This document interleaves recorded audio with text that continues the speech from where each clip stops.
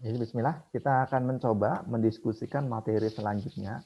Kemarin kita mendiskusikan berkaitan mengenai konteks of organisasi, maka pada hari ini, pada kesempatan kali ini, teman-teman semua, kita akan membicarakan tentang klausul 5, yaitu tentang kepemimpinan di dalam standar ISO 14.000 tahun 2015 itu yang terupdate ya.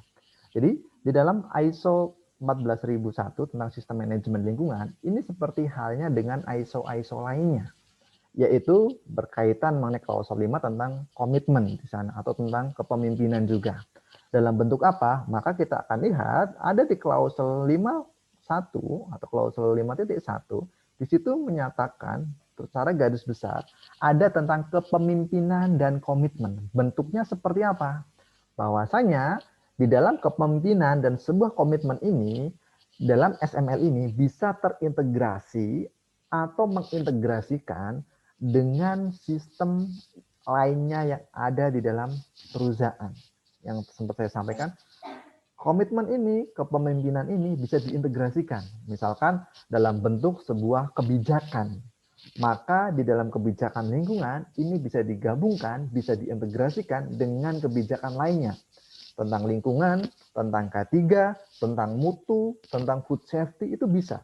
Maka di sana nanti membuat sebuah kebijakan, top management atau pimpinan puncak membuat sebuah kebijakan misalkan QHSE, quality, kemudian health, safety, environment, kemudian keamanan pangan. Itu bisa jadi satu, teman-teman semua. Itu secara garis besarnya nanti outputnya adalah tentang kebijakan. Selanjutnya, memastikan di dalam sebuah sistem manajemen lingkungan mencapai hasil yang diharapkan. Ya, harapannya apa? Jelas di sana. Bahwasanya kita apa? Di dalam menerapkan sebuah sistem manajemen, maka manfaatnya seperti apa, tujuannya seperti apa, sudah kita diskusikan di pertemuan sebelumnya. Dan setelah itu, harapan yang diinginkan atau yang ingin diwujudkan di sana adalah terjadinya peningkatan berkelanjutan. Ini yang ada di klausul 10. Jadi continuous improvement di sana. Jadi ketika sebuah ada masalah di sebuah instansi, sebuah organisasi atau di sebuah perusahaan, kemudian masalah lingkungan itu ketemu misalkan di dalam sebuah audit ataupun isu-isu muncul, maka kita lakukan perbaikan secara berkelanjutan, bukan hanya kita sudah melakukan perbaikan kemudian kita selesai, kemudian kita sudah selesai, nggak usah menerapkan tentang SML lagi, nggak seperti itu. Akan tetapi apa? Berkaitan mengenai hal tersebut, maka kita bisa lihat perbaikan tersebut ada masalah, kita lakukan perbaikan. Bentuknya seperti ini, teman-teman semua. Jadi continuous improvement di sini adalah perbaikan secara berkelanjutan seperti ini. Jadi mulai dari sini kemudian muter terus ini. Jadi muter terus. Ada masalah-masalah apa kita selesaikan. Itu di dalam continuous improvement di sana. Itu yang ada di dalam klausul 51. Selanjutnya yaitu berkaitan memastikan sumber daya yang diperlukan. Jadi pemimpin di sini, top manajemen di sini, kepemimpinan di sini memastikan bahwasanya sumber-sumber daya yang diperlukan di dalam pengelolaan lingkungan yang ada di internal perusahaan tersebut itu tercukupi. Contohnya seperti apa? Ada pengelola sistemnya misalkan, ada yang ngurusin air limbahnya, ada yang ngurusin UKL, UPL-nya, ada yang ngurusin propernya, dan lain sebagainya sesuai dengan tuntutan juga mentaati peraturan dari government ataupun pemerintah daerah ataupun negara lokalnya di sana. Itu secara garis besar. Kemudian next-nya adalah mempromosikan kepedulian terhadap SML. Jadi kita sebagai pekerja bahwasanya nanti seorang top manajemen, seorang pimpinan itu mengenalkan, mempromosikan berkaitan mengenai isu-isu lingkungan. Misalkan mematikan lampu setelah selesai bekerja, hemat energi, hemat air, dan lain sebagainya. Itu terkait mengenai lingkungan. Lainnya misalkan kampanyekan, mengkampanyekan, mempromosikan misalkan minimalisir sampah ataupun meminimalisir sisa makanan gitu. Nah, itu adalah berkaitan mengenai promosi sebuah manajemen, sebuah pimpinan mengkampanyekan, mempromosikan kepedulian terhadap lingkungan untuk semua karyawan yang ada di organisasinya, teman-teman semua. Mungkin sekarang kita bisa lihat penggunaan plastik berkurang atau minimalisir penggunaan plastik gitu ya. Di kantor-kantor atau di perusahaan masing-masing itu biasanya menggunakan tumbler gitu ya. Tupperware, gelas, dan lain sebagainya, tidak ada penggunaan plastik. Itu diminimalisir, teman-teman semua. Saya kira kebijakan-kebijakan seperti itu sudah diterapkan juga di pemerintah daerah, salah satunya di Bali gitu ya, Gubernur Bali itu melarang. Jadi di lokasi-lokasi wisata itu tidak boleh menggunakan lagi tas kresek gitu, plastik-plastik itu, harus menggunakan kantong gitu. Dan ketika pembeli itu tidak membawa kantong, itu harus beli di sana. Nggak ada plastik di sana. Itu juga ada kebijakan-kebijakan pemerintah daerah di masing-masing wilayah. Selanjutnya, yaitu berkaitan mengenai memastikan partisipasi semua personel di setiap level. Jelas, di dalam penerapan sebuah sistem manajemen pengelolaan lingkungan yang ada di perusahaan masing-masing atau organisasi masing-masing. Jadi personil-personil yang berpartisipasi bukan hanya di level middle up, misalkan di level manager atau di level direksi atau di level karyawan saja. Nah, itu semua setiap level itu berpartisipasi, teman-teman semua. Jadi memastikan partisipasi personel ataupun orang-orang karyawannya di sana juga masuk di dalam. Itu secara garis besarnya. Kemudian apa? Bertanggung jawab atas keefektifan SML di sana. Ya, bertanggung jawab.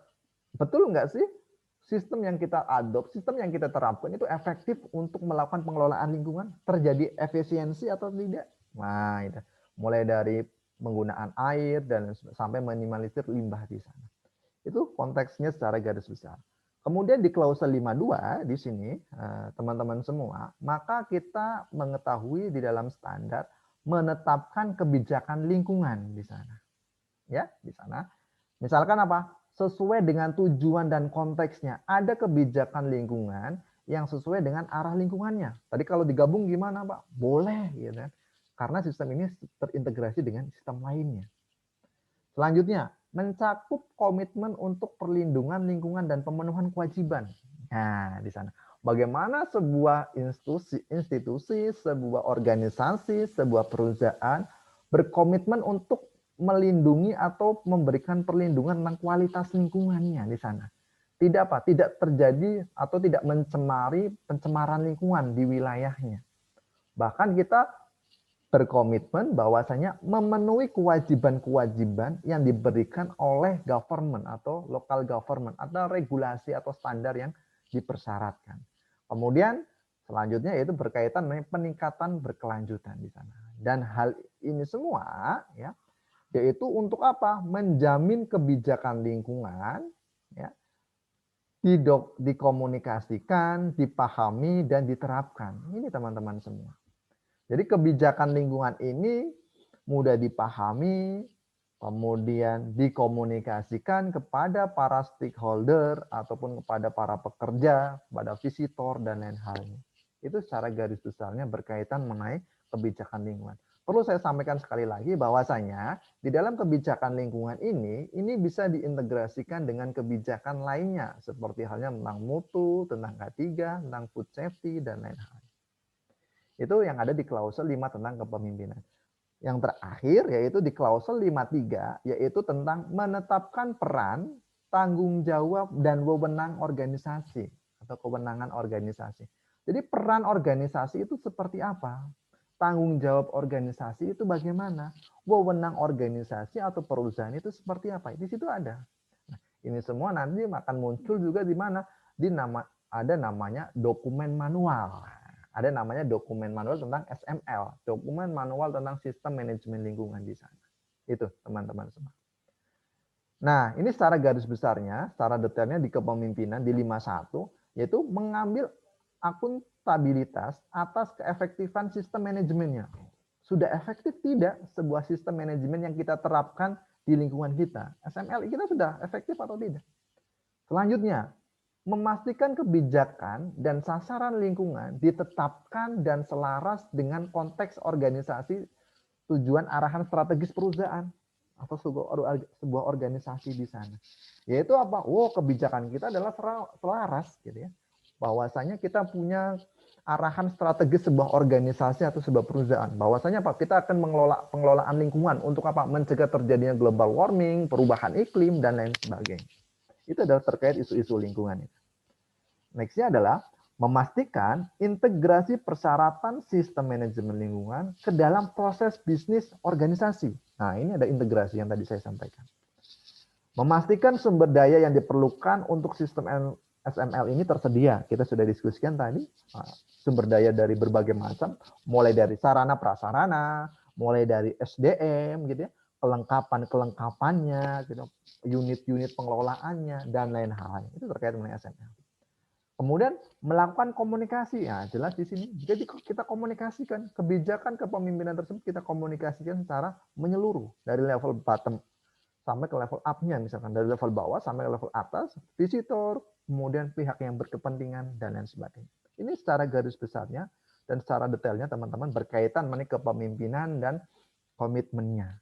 Jadi promosi perbaikan berkelanjutan tentang isu-isu lingkungan yang diterapkan di sebuah organisasi atau di sebuah perusahaan, Mas. Nah, di sini kepemimpinan dan komitmen, maka kita akan melihat melaksanakan ketentuan perundang-undangan. Bahwasanya komitmen tersebut top manajemen atau institusi atau instansi berkomitmen di dalam apa? Melaksanakan peraturan perundang-undangan yang ada di sana. Kemudian melakukan pemantauan pengelolaan lingkungan gitu ya. Kemudian bisa terkait mengenai komitmen untuk melakukan pelatihan bagi para pekerjanya terkait mengenai pengelolaan lingkungan hidup. Kemudian selanjutnya adalah peran tanggung jawab dan organisasi. Bahwasanya organisasi membuat struktur gitu ya. Kemudian bertanggung jawab di bawah pimpinan direksi. Ada yang ngurusi, ada yang mengorganisasi di sana. Ada yang bertanggung jawab berkaitan mengenai pelaksanaan sebuah sistem manajemen lingkungan tersebut.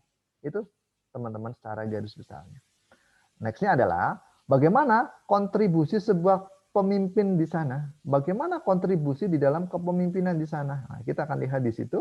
Salah satunya adalah kita akan lihat bahwasanya kontribusi terhadap kepemimpinan kita akan bisa lihat adalah terkait dengan komitmennya. Bagaimana pimpinan atau top manajemen berkomitmen terhadap perlindungan lingkungan di sana.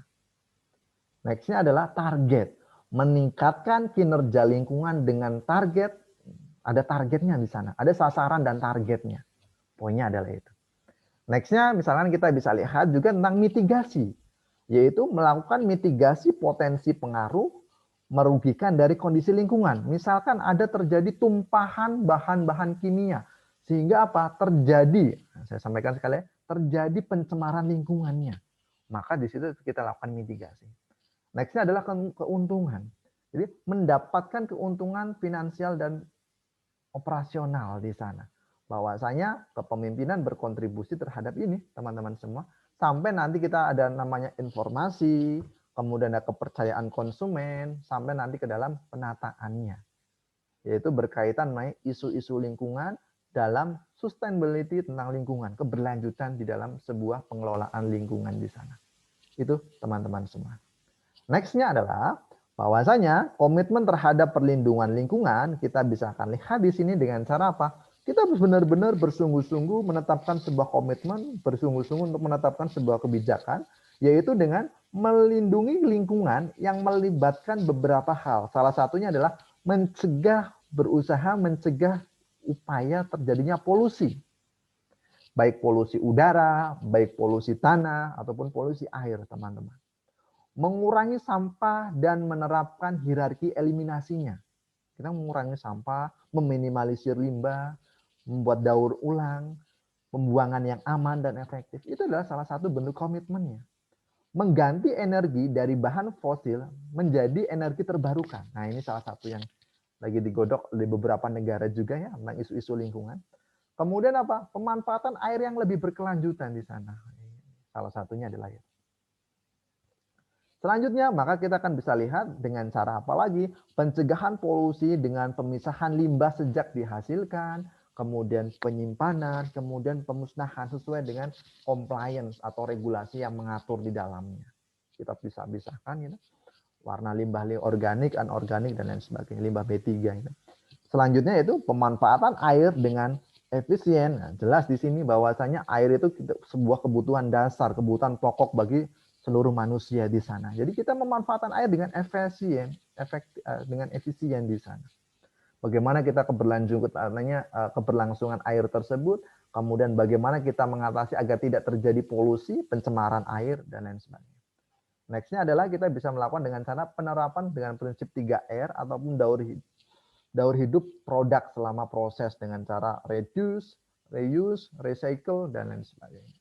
Itu adalah berkaitan mengenai sustainability tentang lingkungan, teman-teman semua. Dan itu kerap sekali ada di sekitar kita secara garis besarnya. Nah, saya berikan contoh ada sedikit kebijakan K3L, misalkan mentaati semua peraturan dan perundangan K3 dan lingkungan hidup di sebuah perusahaan. Ini adalah contohnya, isi-isi di dalam sebuah kebijakan K3L gitu ataupun HSE gitu ya. Jadi bahwasanya perusahaan ABC mentaati peraturan tentang K3 dan lingkungan hidup berkaitan mengenai proses bisnis perusahaan, PT apa gitu ya. Menempatkan aspek K3 dan lingkungan hidup misalkan. Ini karena digabung, terintegrasikan teman-teman semua.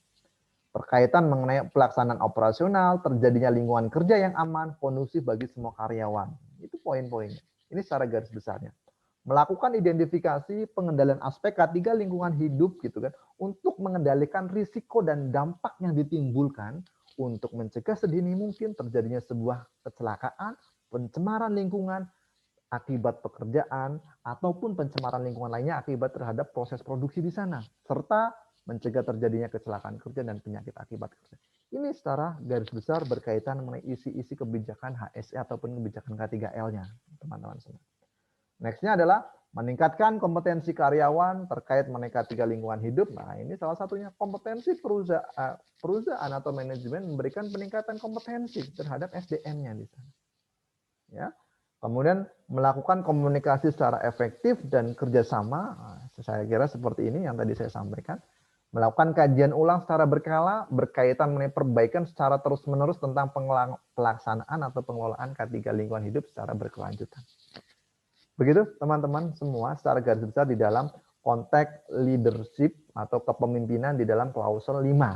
Secara garis besarnya seperti itu, ini nanti bisa dilaksanakan, bisa diterapkan, outputnya adalah dalam bentuk apa? Sebuah kebijakan, sebuah komitmen dari top management sampai ke dalam level bawahnya. Kita cek di sana. Bagaimana pelaksanaan tentang isu-isu lingkungan dari level atas sampai ke level bawah, penerapannya seperti apa, kemudian partisipasinya bagaimana, kemudian komitmennya bagaimana, promosinya gimana, dan lain sebagainya.